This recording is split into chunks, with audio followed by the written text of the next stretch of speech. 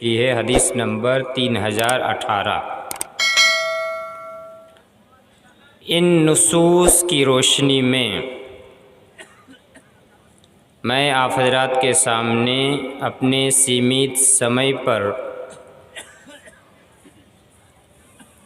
कुछ बातें जिस मौजू, जिस टॉपिक या जिस विषय वस्तु के तहत पेश करने की कोशिश कर रहा हूँ वो है इस्लामी भाईचारा।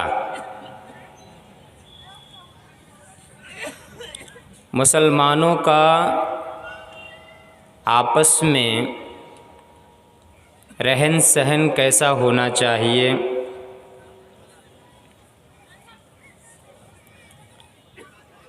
मुसलमान अपने जीवन को एक सामाजिक तौर पर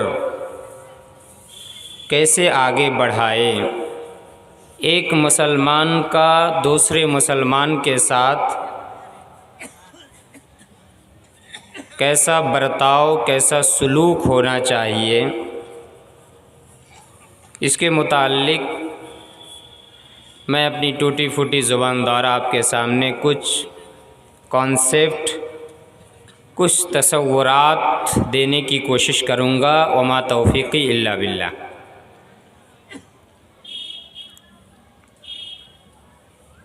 हम सब जानते हैं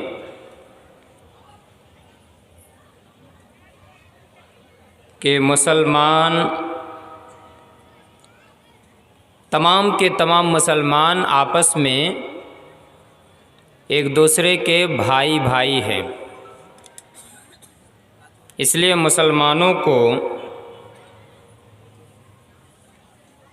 भाईचारगी के साथ, मेल मिलाप के साथ अपने जीवन को आगे बढ़ाना चाहिए। मुसलमानों के अंदर भाईचारगी, ब्रदरहुड होनी चाहिए, क्योंकि अल्लाह तबारक व तआला का ये हुक्म है, ये आदेश है हमारे लिए।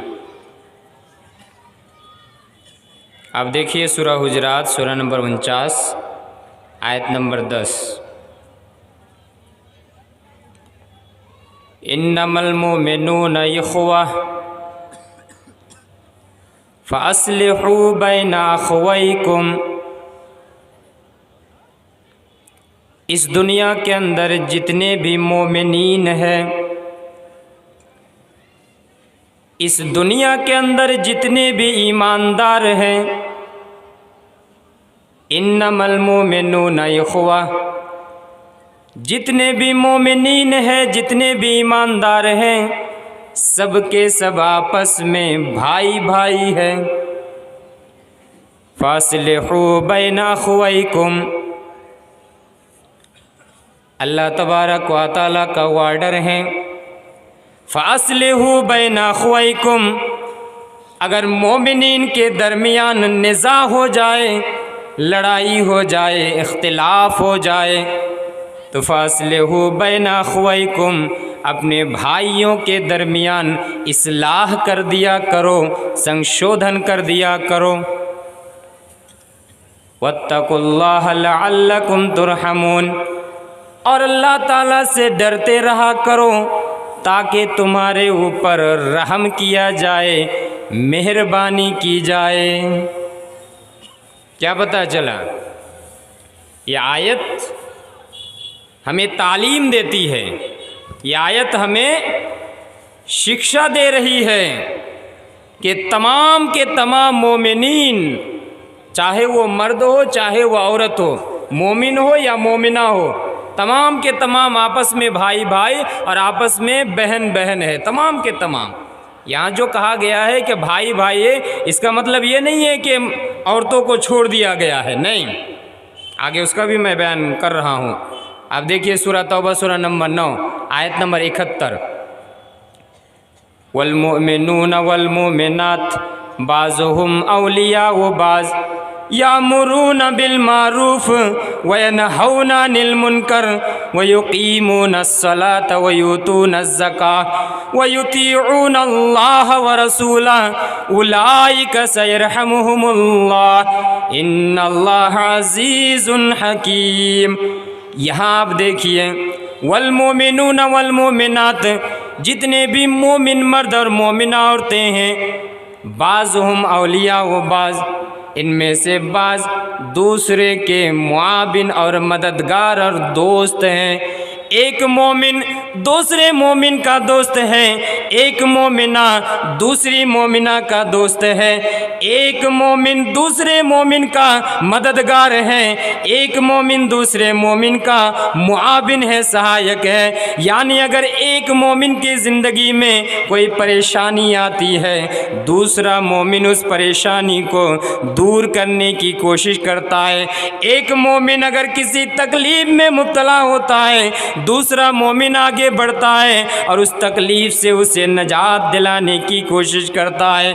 एक मोमिन दूसरे मोमिन का, एक मोमिना दूसरी मोमिना की दोस्त है, मददगार है, मुआविन है। सिर्फ इतना ही नहीं, मोमिनीन का काम क्या है? यामुरून बिल मारूफ, ये जितने भी मोमिनीन है ये भलाई का हुक्म देते हैं, व यनहौना अनिल मुनकर, और बुराई से रोकते हैं, व युकीमून अस्सलात व यूतून अज़्ज़कात, नमाज की पाबंदी करते हैं, ज़कात अदा करते हैं, अल्लाह और उसके रसूल की बात मानते हैं।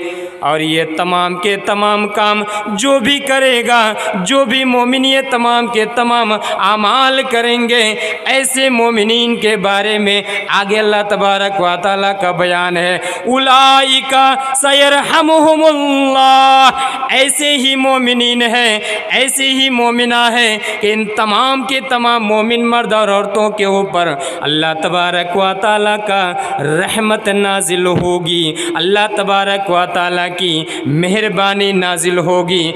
इन्नल्लाह अज़ीज़ुन हकीम, बेशक अल्लाह तबारक व तआला गलबा वाला, हिकमत वाला है। पता क्या चला? यहाँ मोमिन मर्द और मोमिन औरतें दोनों का बयान कर दिया गया कि मोमिन मर्द हो या मोमिन औरतें हो, तमाम के तमाम ये एक दूसरे के मुआविन, एक दूसरे के दोस्त, एक दूसरे के मददगार हैं। इस आयत से यही पता चल रहा है कि एक मोमिन का दूसरे मोमिन के साथ भाईचारगी का मामला होना चाहिए, दोस्त का मामला होना चाहिए, मददगार और मुआविन का मामला होना चाहिए। हेल्पर की हैसियत से एक मोमिन दूसरे मोमिन के लिए अपने जीवन को आगे बढ़ाएगा। अगर कोई मोमिन तकलीफ़ में मुब्तला होता है, परेशानी में मुब्तला होता है, दूसरा मोमिन उसका साथ देगा, परेशानी से उसे छुटकारा दिलाने की हर मुमकिन कोशिश करेगा।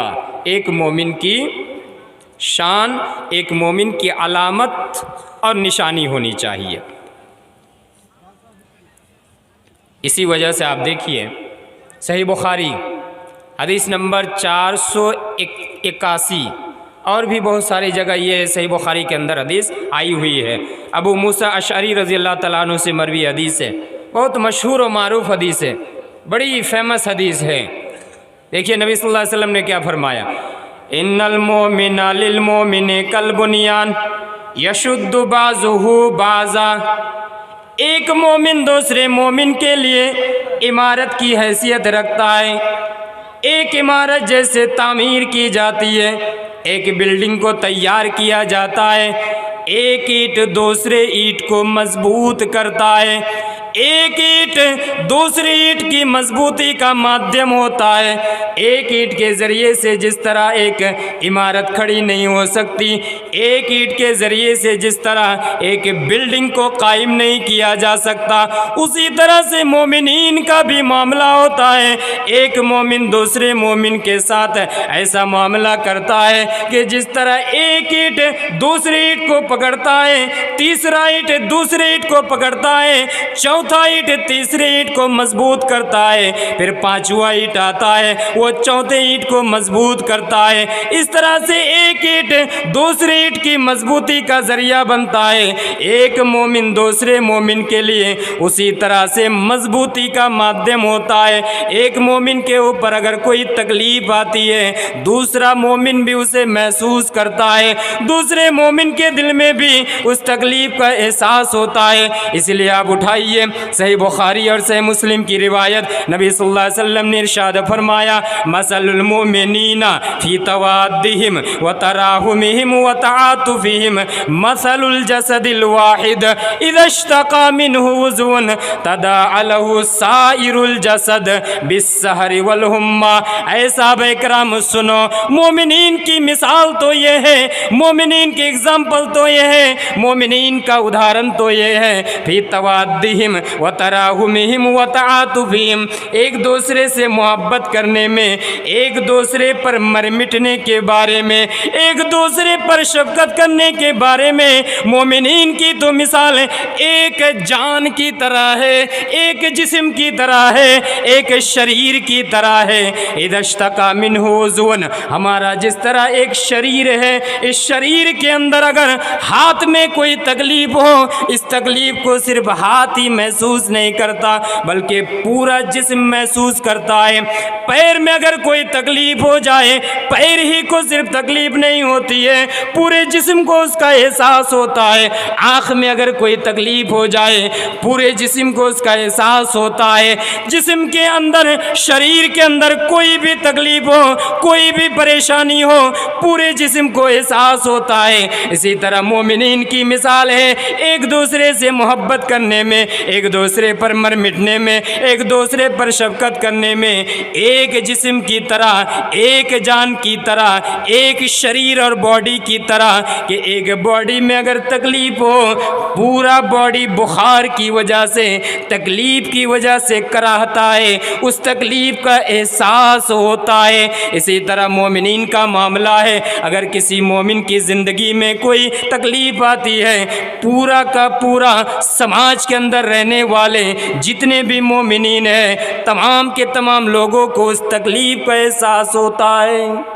एक मोमिन को तकलीफ होती है, समाज के अंदर रहने वाले जितने भी मोमिनीन हैं, जितने भी ईमानदार हैं, तमाम के तमाम ईमानदार, तमाम के तमाम मोमिनीन को उस तकलीफ का एहसास होता है।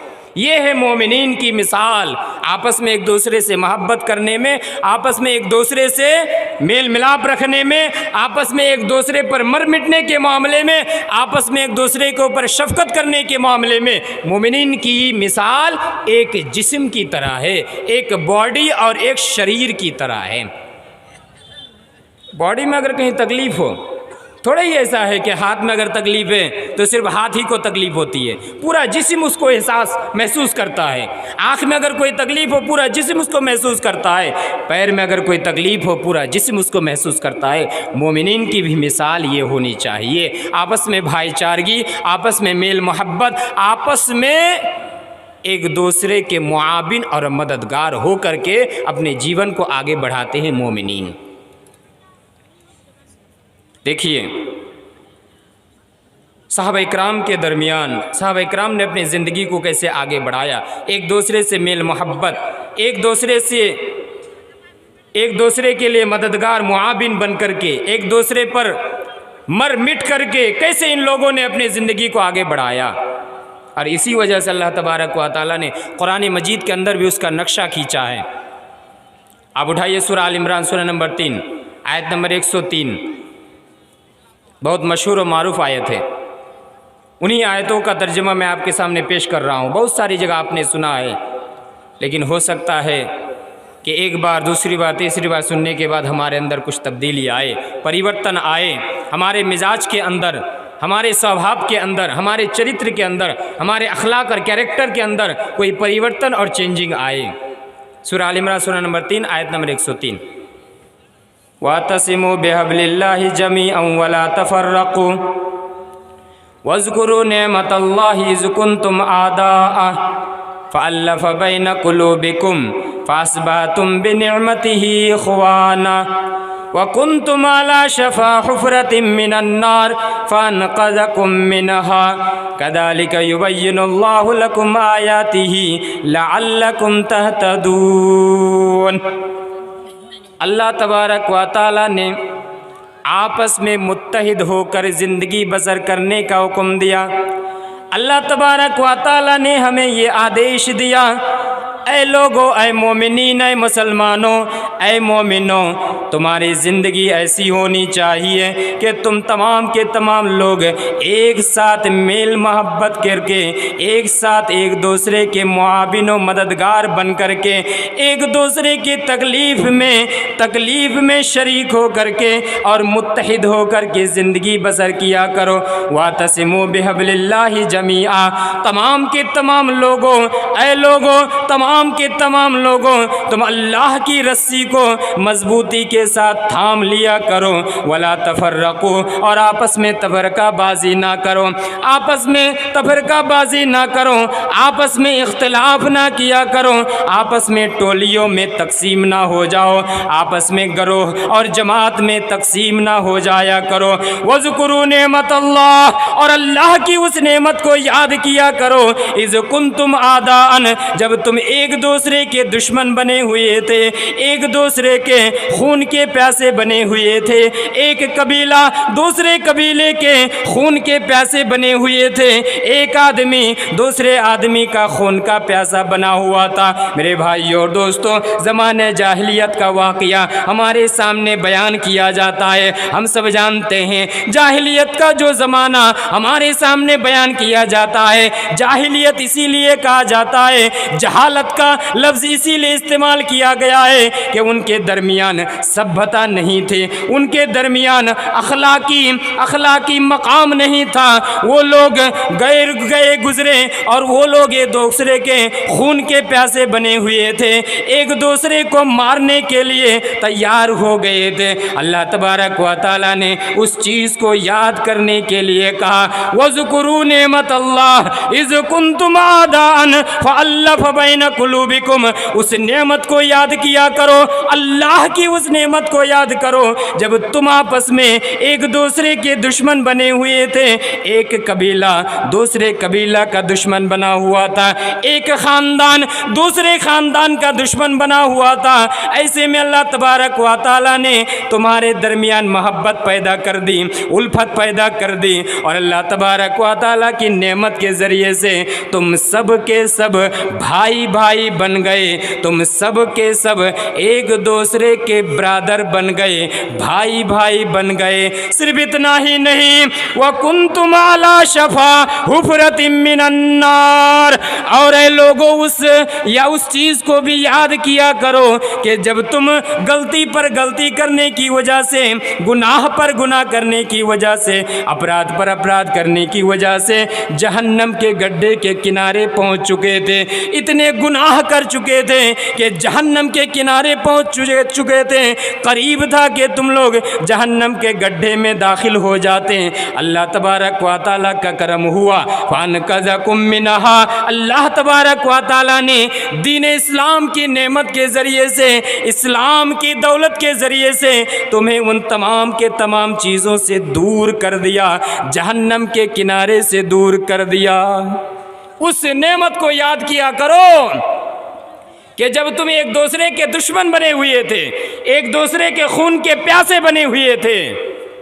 औस खजरज, ये जो कबीला औस खजरज, ये औस कबीला खजरज के दुश्मन, खजरज औस के दुश्मन, ये आपस में दुश्मन बने हुए थे, एक दूसरे के खून के प्यासे बने हुए थे। लेकिन अल्लाह तबारक व तआला ने आपस में मोहब्बत पैदा कर दी, आपस में मेल मिलाप पैदा कर दिया, आपस में भाईचारगी पैदा कर दी। ये अल्लाह तबारक व तआला की मेहरबानी, अल्लाह तबारक व तआला का करम है। इस आयत के ज़रिए से भी हमें ये तालीम दिया जा रहा है कि हमारी ज़िंदगी भी इसी तरह होनी चाहिए, हमारा जीवन भी इसी तरह, हमें अपने जीवन को आगे बढ़ाना चाहिए। एक दूसरे से मेल मोहब्बत, एक दूसरे से भाईचारगी, एक दूसरे के साथ ब्रदरहुड का मामला होना चाहिए। लेकिन मेरे भाई और दोस्तों, आज वो भाईचारगी और आज वो मेल मोहब्बत आहिस्ता आहिस्ता ख़त्म होता जा रहा है। हम सब सिर्फ अपने बारे में सोचते हैं। हमारे घर के बगल में कोई पड़ोसी तकलीफ़ में है, परेशानी में है, मुश्किलात में है, मुसीबत में मुब्तला है, हमें उससे कोई लेना देना नहीं, बस अपनी ज़िंदगी आगे बढ़नी चाहिए, बस अपना मामला सही होना चाहिए। घर के बगल में कोई मरता है तो मरने दो, घर के बगल में कोई सड़ता है तो सड़ने दो, हमारा उससे कोई मामला नहीं, हमारा उससे कोई ताल्लुक़ नहीं, हमारा उससे कोई रिलेशन और संपर्क नहीं। हालांकि ऐसा नहीं होना चाहिए। मोमिनीन का मामला, मोमिनीन का मामला एक दूसरे के साथ मोहब्बत, एक दूसरे के साथ भाईचारगी और मेल मिलाप का मामला होना चाहिए। देखिए साहब इकराम ने ऐसा मामला करके दिखाया, साहब इकराम ने ऐसा अखलाक लोगों के सामने दिखाया, और वो अखलाक हमारे लिए नमूना, हमारे लिए आइडियल और हमारे लिए वो उस्वा है। साहब इकराम का अखलाक हमारे लिए नमूना है। साहब इकराम के ईमान को तो हमारे लिए नमूना करार दिया गया है कि साहब इकराम की तरह अगर ईमान ले आओ तो तुम लोग सही रास्ता पालोगे, कामयाबी का रास्ता पालोगे। अगर साहब इकराम की तरह ईमान ले आए तो साहब इकराम के दरमियान ये भाईचारगी थी, मेल मोहब्बत थी, ब्रदरहुड थी, एक दूसरे के ऊपर मर मिटते थे। वो आप तसव्वुर भी नहीं कर सकते उन्होंने कैसे कैसे अपने बेहतरीन अखलाक का मुजाहरा किया। मक्का से जब मुहाजिरीन हिजरत करके मदीना जाते हैं तो मदीना के अंसार ये मुहाजिरीन को हर तरह की मदद करते हैं, हर किस्म की हर तरह की मदद करते हैं, ज़मीन जायदाद दे करके, रुपया पैसा दे करके, धन दौलत दे करके। यहाँ तक के ज़मीन जायदाद, रुपया पैसा, धन दौलत देना आप कह सकते हैं, फिर भी ये मान सकते हैं कि रुपया दे दिया, पैसा दे दिया, रुपया धन दौलत दे दिया, ज़मीन दे दिया, जायदाद दे दिया। लेकिन क्या कोई ऐसा भी काम कर सकता है कि जिस अंसार की 2 बीवियाँ थी उन्होंने ऑप्शन दे दिया, ऑप्शन दे दिया मुहाजिरीन में से किसी आदमी को, सहाबी को, कि आप कहिए आप जिस बीवी से, मेरी जिस बीवी से शादी करना चाहते हैं मैं उसे तलाक देता हूं और इद्दत गुजारने के बाद आप उससे शादी कर लीजिए। क्या ऐसा बेहतरीन अखलाक का मुजाहरा हम कर सकते हैं? नहीं। इसलिए साहबा इकराम के अखलाक, साहबा इकराम का अखलाक, साहबा इकराम का चरित्र, साहबा इकराम का कैरेक्टर हमारे लिए नमूना और आइडियल और उस्वा है। और इसी वजह से एक वाक़या बयान किया जाता है, सही बुखारी की हदीस है। अब्दुल्ला बिन ज़ैद बिन आसिम रज़ी अल्लाह तआला अन्हु से हदीस मरवी है। देखिए साहबा इकराम ने कैसे एक दूसरे की मदद की, एक दूसरे के साथ मोहब्बत का मामला किया, भाईचारगी का मामला किया। अब्दुल्ला बिन ज़ैद बिन आसिम बयान करते हैं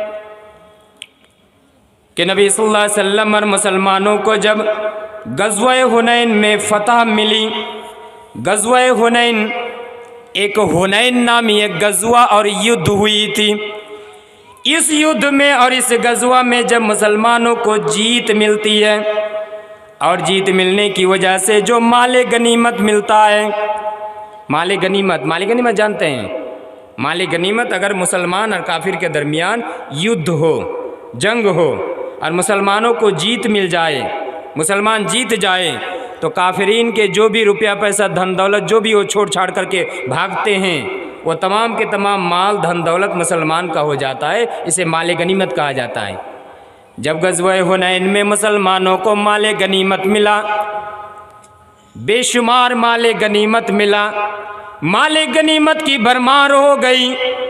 अब अल्लाह के नबी सल्लल्लाहु अलैहि वसल्लम ने उन माले गनीमत को, चूँकि वो माले गनीमत योद्धा के दरमियान तकसीम किया जाता है, जिहाद करने वालों के दरमियान तकसीम किया जाता है और बैतुल माल में भी उसको रखा जाता है। नबी सल्लल्लाहु अलैहि वसल्लम ने क्या किया, माले गनीमत जब गज़वा हुनैन में मिला, आप सल्लल्लाहु अलैहि वसल्लम ने मुहाजिरीन के दरमियान तकसीम कर दिया, मुहाजिरीन को दे दिया। और नबी सल्लल्लाहु अलैहि वसल्लम का मकसद ये था मुहाजिरीन मुहाजिरीन के दिलों को इस्लाम की तरफ खींचने के लिए, तालीफ़ कल्ब के लिए मुहाजिरीन के दरमियान माल गनीमत का तकसीम कर दिया, ताकि मुहाजिरीन में से जिन लोगों के दिलों में इस्लाम के बारे में अगर कोई कमज़ोरी है, वो माल गनीमत पा करके इस्लाम को पसंद करने लग जाए, इस्लाम से मोहब्बत करने लग जाए। इंसान के अंदर जब गुर्बत आ जाती है, फ़कीरी आ जाती है, इंसान का ईमान भी बहुत सारे मौके पर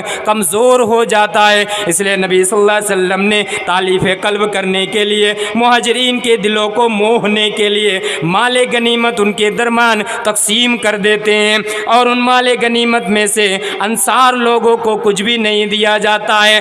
अंसार लोगों को जब नहीं दिया जाता है, उनके दरमियान एक चेमी गोइयाँ शुरू हो जाती हैं, गपशप शुरू हो जाती हैं, उनको दिली तौर पर तकलीफ़ होती है। वो अंसार भी इंसान थे, उनके अंदर भी फितरी तौर पर एक तकलीफ़ का एहसास होता है। उनके दरमियान बातचीत होने लगती है, अरे अरे ये नबी सल्लल्लाहु अलैहि वसल्लम हमारे नबी ये कौन सा काम कर दिया, ये माले गनीमत जितने भी माले गनीमत मिले मुहाजिरीन के दरमियान तकसीम कर दिए, हमें कुछ भी नहीं दिए। हालांकि हम अंसार हैं, हमने मुहाजिरीन की मदद की, हमने मुहाजिरीन की सहायता की, हमने हर तरह की मदद मुहाजिरीन की, लेकिन माले गनीमत में से हमें कुछ भी ना दिया गया।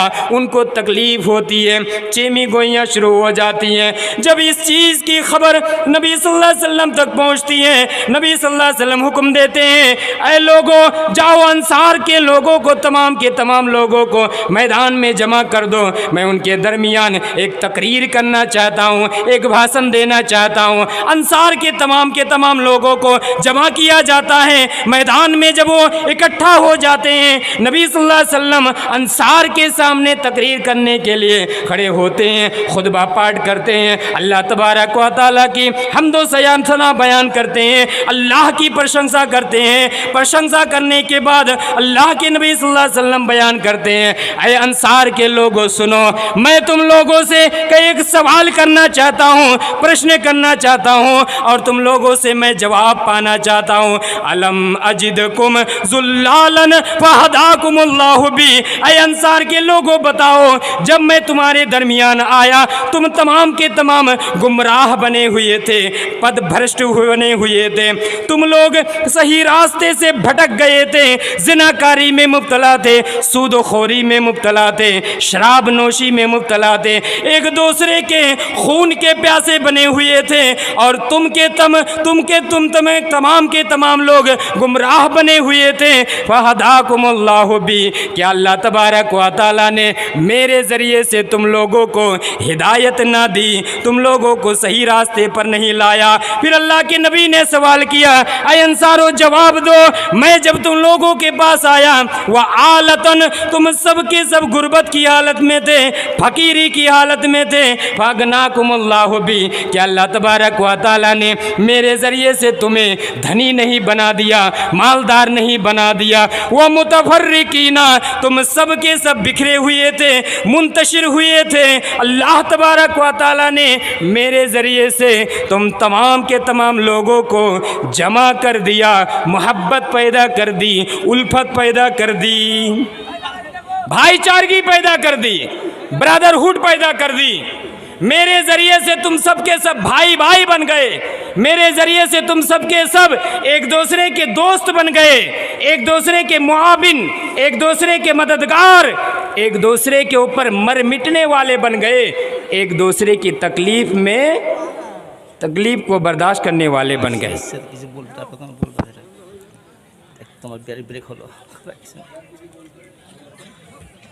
तो मेरे भाई और दोस्तों, मैं जो बयान कर रहा था भाईचारगी के ताल्लुक़ से, इस्लाम भाईचारगी का मज़हब है, ब्रदरहुड की तालीम इस्लाम देता है, उल्फत व मोहब्बत की तालीम इस्लाम देता है।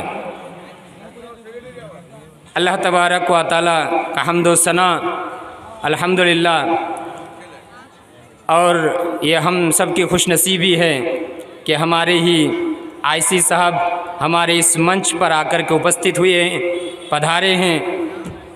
उनकी ज़ुबान से हम कुछ नसीहतें, कुछ बातें सुनेंगे, उसके बाद फिर मैं इंशाअल्लाह अपनी कुछ बातें आप